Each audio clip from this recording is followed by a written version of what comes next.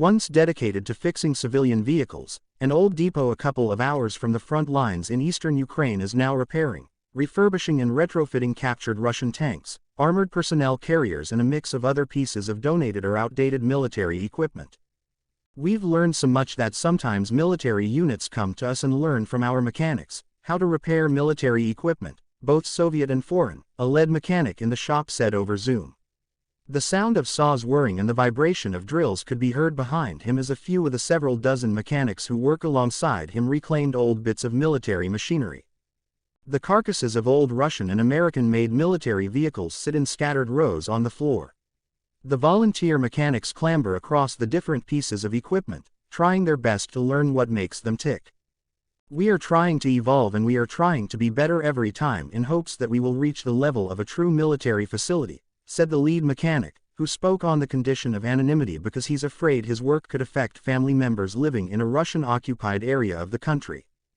Before the war, these mechanics fixed cars and trucks, trains and buses.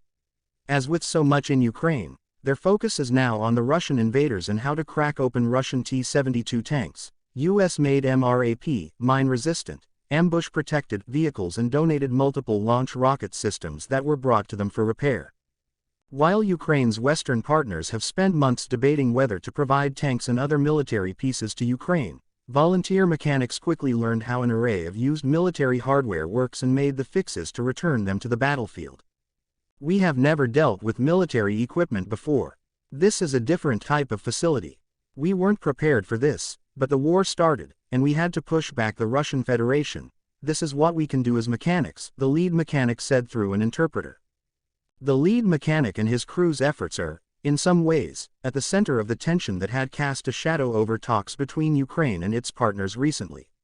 Ukraine has continued to demand military aid as the war nears its first anniversary, hammering the point that it needs more armored vehicles and tanks, rather than just the repaired and outdated Soviet-era equipment it has relied upon, to break through the increasingly frozen conflict.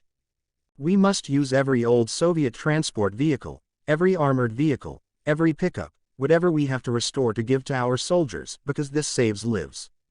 The US, Germany, and other NATO allies in turn debated what sort of aid to provide Ukraine, with no tanks in the offing initially.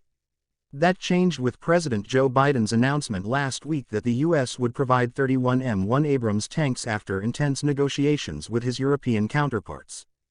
Germany announced that it would provide 14 Leopard 2 tanks initially, promising to send more later, and that it would allow countries that had bought its tanks to do the same. Other countries, including Poland, Spain, the Netherlands, Finland and Sweden, said they were planning on or considering sending their own Leopard 2 tanks.